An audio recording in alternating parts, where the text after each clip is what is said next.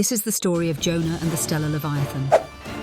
Nestled among the shimmering nebulae of Sector 9 was Prophet Jonah, an eloquent yet reluctant messenger of the great cosmic creator. Jonah's task? To journey to the planet Nineveh 7, a corrupt world plagued by greed and darkness, to deliver a warning of impending destruction.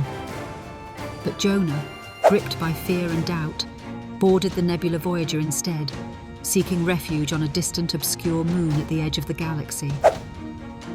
As the Nebula Voyager cruised through a sea of stars, Jonah thought his escape was complete. But the great cosmic creator sent a solar storm, a tempest fierce enough to tear apart the ship. The crew, a diverse mix of species and cultures, panicked as stellar winds battered their vessel. Jonah, consumed by guilt, confessed to the crew, "This storm is for me. Throw me into the void, and peace will return to you." The crew hesitated, yet as the storm intensified, they saw no other choice. Jonah was ejected into the depths of the interstellar abyss, and there, in the infinite void, a shadow emerged. An enormous stellar Leviathan, a creature of dazzling bioluminescence with an open maw that could swallow moons.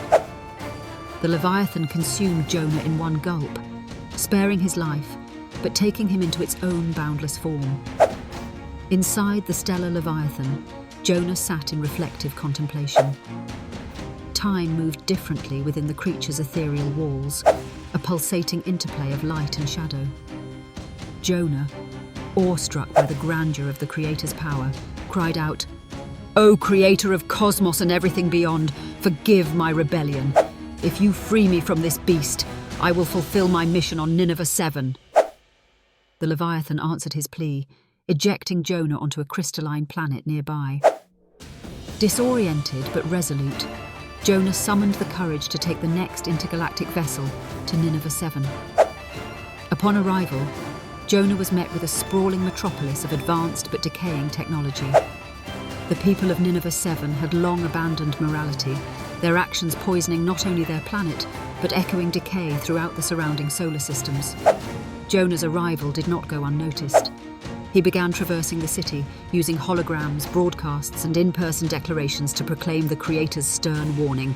"Repent, or your planet will face annihilation from cascading solar flares." His words caught fire, spreading across Nineveh 7 like a comet's tail. From the highest-ranking officials to the lowest workers in the power mines, the people were stirred.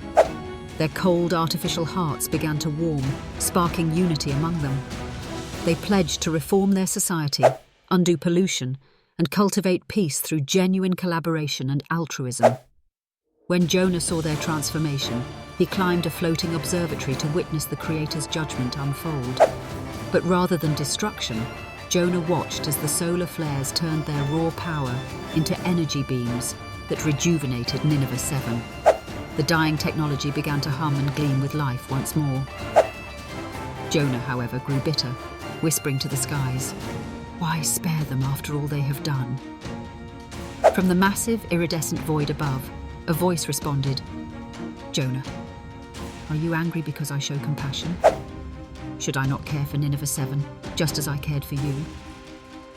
Jonah remained silent, his heart heavy but his thoughts probing deeper into the vast mysteries of cosmic grace.